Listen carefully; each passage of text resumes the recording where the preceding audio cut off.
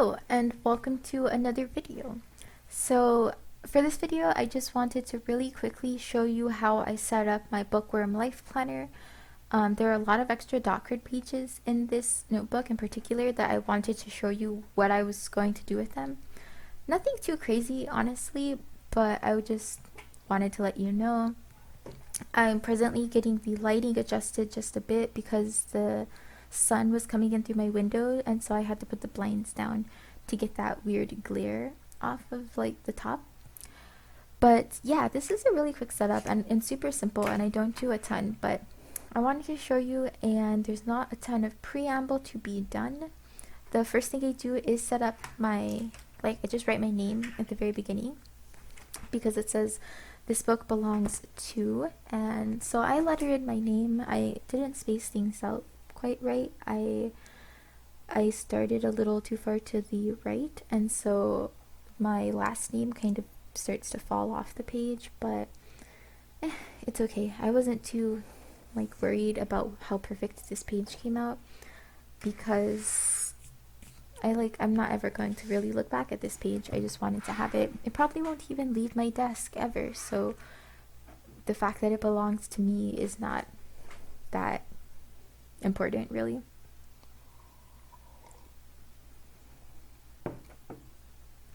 And do I add a drop shadow? Wow, why did I do that? Oh, I guess I did. But yeah, so I wanted to leave it in real time through the lettering of my name, just so you can see how long it took me. I feel like more often than not there aren't enough lettering videos that are in real time, and people kind of get this idea that lettering is really easy for some people and really hard for them because it's either hard because they're not as good at it, or other people can do it super quickly and it takes them forever. And I just wanted to show that lettering takes some time, and I'm not an amazing letterer, but I do enjoy what I can do, and so I find it enjoyable and it takes time. But now we are at a 3x speed time lapse, and this is going to be a super short video. We've got the two bookshelves where I just plan to write fill books in as I read them, and hopefully color in as much as possible. And I'm following that with a to be read list, and I keep this super simple. I'm writing to be read up at the top, and then I'm splitting the page in half, and then I'm just going to list out the books that I want to read. I think a simple list means I can maximize my space the most and just collect all the books that I want to read. I haven't really been keeping track of that very well ever since getting back into reading and back into the book community. I've seen lots of cool things and lots of things that people are recommending and people are talking about that I want to read, and I have not done a good job of keeping up with those. So now I can put them all here. And once I get this line drawn, I do fill in a few books that I already know about, and these are especially interesting because I want to show you how I'm going to mark series. So for example, the first set of books I want to read on this list is the Witcher series, because my boyfriend and I want to play the game together, but we want to have read the books before playing the game. And so I wrote the Witcher series by, I don't know how to pronounce the author's name, and then underneath that I have 1, 2, 3, 4, 5, 6, 7, 8 little circles. I don't know how many books are in this series, to be completely honest. I think it's 8. It might be 7, maybe it's 6, 9, I have no idea. But I put down those 8 little circles so that as I finish the first book, I can check it off, the second, I can check it off, the third, etc. And I don't have to take up 8 lines just for this one series, because I know all the books after that, there's an order to the books. I don't need to know the title of the third book to know that's when I finish the first 2, I can go find it. Same with The Wheel of Time by Robert Jordan, Game of Thrones by George R.R. Martin, and the Broken Earth trilogy by N.K. Jemisin. The Wheel of Time has 14 books, so that's going to be an endeavor. I'm going to start the first book next month, and I'm going to reading vlog it. I'm going to do a reading vlog / diary while I read it, because I think it would be really cool to kind of keep up with all 14 books and do a video series on it, especially because it's the most largest epic kind of series I'm I've ever considered reading, but it comes highly recommended to me by my boyfriend, who isn't super interested in fantasy books. He wants to be a fantasy author and is really into reading books not just for fun, but like their artistry, you know, like how they're put together, why they're put together the way they are, and what they do very well and what they do very poorly. And he loves The Wheel of Time. So I'm going to read it, and it's going to take me forever, but I'm going to start next month, and hopefully I'll be able to film that situation, because it's going to take forever. And I know that the one like biggest con to The Wheel of Time is that it's so large that there are 3 books in the middle where virtually nothing happens, and the summaries are like 1 sentence long. So when we get there, we'll see how that goes.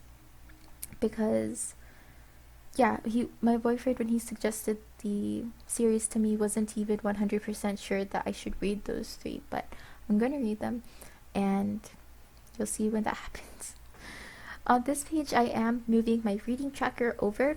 I did have this tracker set up in my Erin Condren teacher planner, but I'm moving it because it just felt more appropriate to be in this planner, and I also haven't been keeping up with it very well in the in the Erin Condren planner. So I thought, well, why not just scrap that, start over in this planner? And so I've been keeping up better with it. So far, it's only been like 10 days.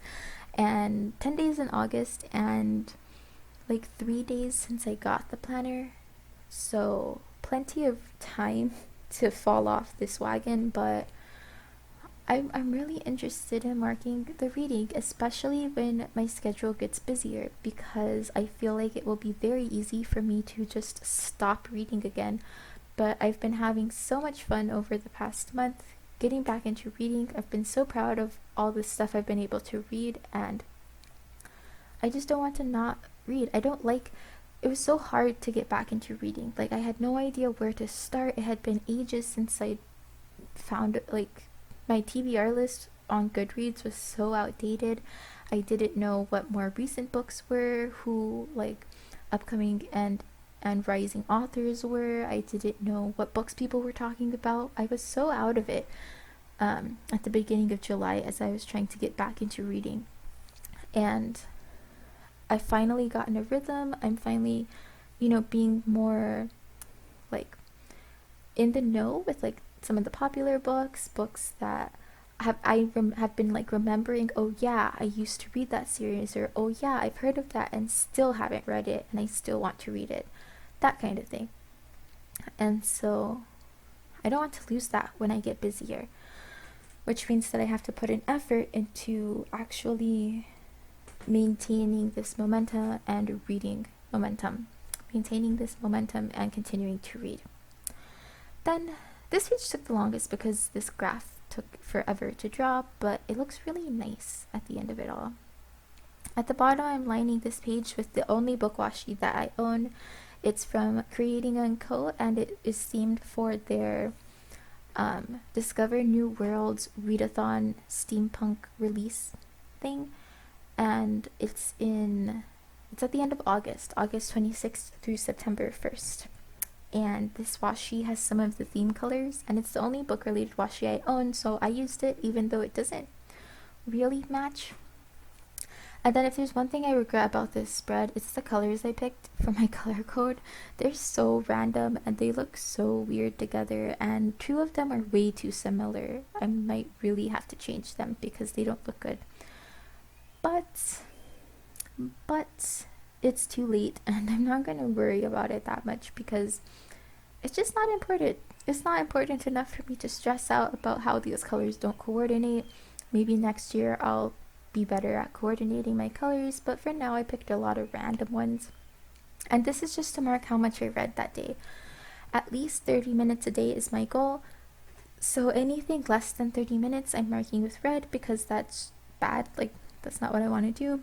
And then 30 to 60 minutes is good, marking that with green. And then all the rest of the colors are random, and I'm just marking these with 30-minute intervals. So 1 hour to 1.5 hours of reading, 1.5 hours to 2 hours of reading, 2 hours of reading to 2.5 hours, 2.5 hours of reading to 3 hours, and then more than 3 hours. Reading can include anything from like, for me, I'm counting time spent reading physical books, ebooks, manga, graphic novels, or audiobooks. So yesterday I finished Sleeping Giants by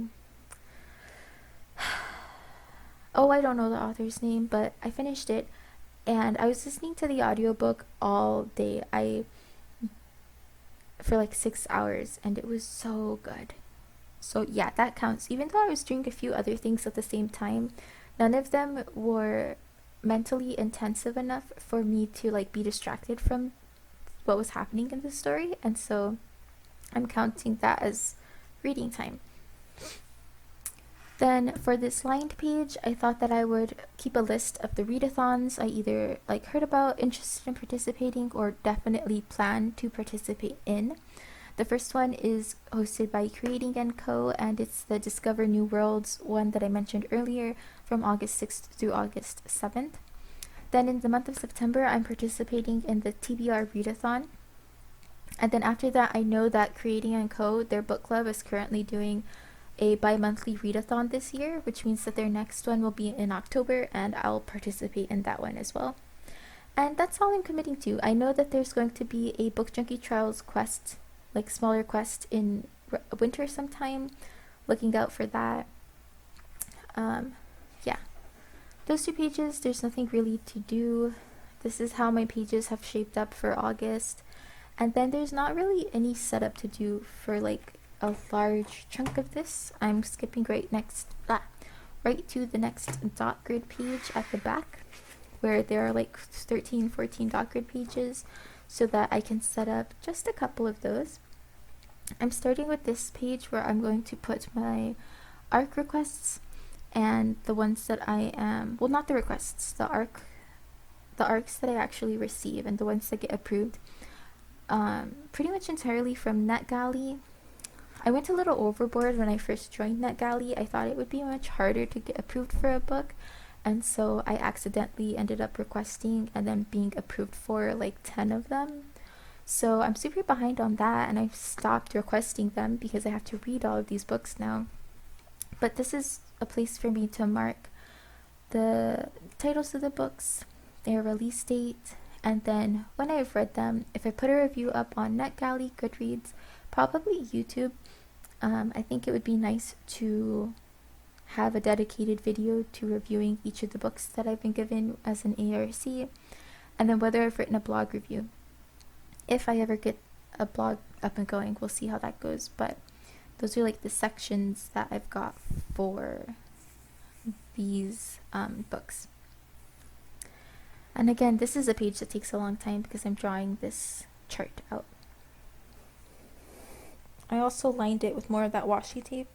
She has so many more like really pretty washi tapes, and I think this is a nice washi tape, but it doesn't fit the vibe of the rest of this planner or the rest of this setup. But it's the only one I owned, so just used it. And we are quickly coming to the end. Like I said, not a ton of setup. A lot of this planner is, it's a planner, so it's mostly set up. And there are just a few pages that I wanted to set up. I didn't want to fully set up all the dot grid pages because I didn't know how much room I was going to need for different things. I might need to make another ARC list, or I might need to move my TBR list to the back and add a few pages for that because it becomes so long. I didn't know, so I wanted to make sure I left plenty of blank pages to grow into, even after setting up the pages that I'm going to set up here. I think I'm almost done with my ARC list.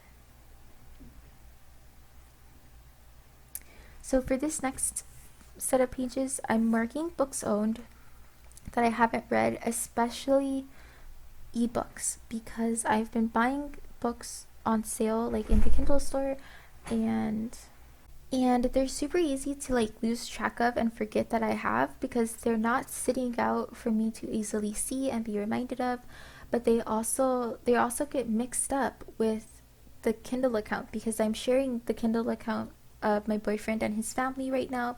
I'm buying books towards that account because he has a lot of books on there that I'm interested in reading, and so I'm reading on their account. But then I want books that I buy to also be with those books so that I can have them all together, and like easily access them, because all of my reading accounts or reading devices like my Kindle and my iPad are logged into their account, and I don't want to have to log in and out when I want to read a book I've bought. So I buy a book, I put it on their account, and that means that it gets mixed up in all the other books that they own, and I forget which ones I've bought and the ones that I want to read. And so that's why I have this page, and I'm making the boxes like half across, like half the page across, and then 3 boxes tall, because I've seen on the Peanut Butter Taco Facebook group that some people use her icons, like her book, ebook, audiobook icons, in this planner to mark the format of their book, and I really wanted to do that as well. And those icons are about 3 boxes tall, so I wanted to make sure that they fit into this spread. And that's basically it. I'm just drawing out the rest of the chart for this, and then the next page is just going to be my books read list. That's where that's going to start, and it's going to be the exact same format, because I think it would be interesting to mark the format that I read a book in. Did I read it in like a physical copy, an ebook, or did I listen to the audiobook? But because taking up this, like drawing this chart, takes up so much time, I don't draw the chart for my books read list. I just put the title on, and that's the end. That wraps up my setup. Lots of extra pages to grow into for the rest of the year, and I will keep you updated on how this planner goes. So that concludes my video. I will see you next time, and I hope you enjoyed what you've seen. Bye!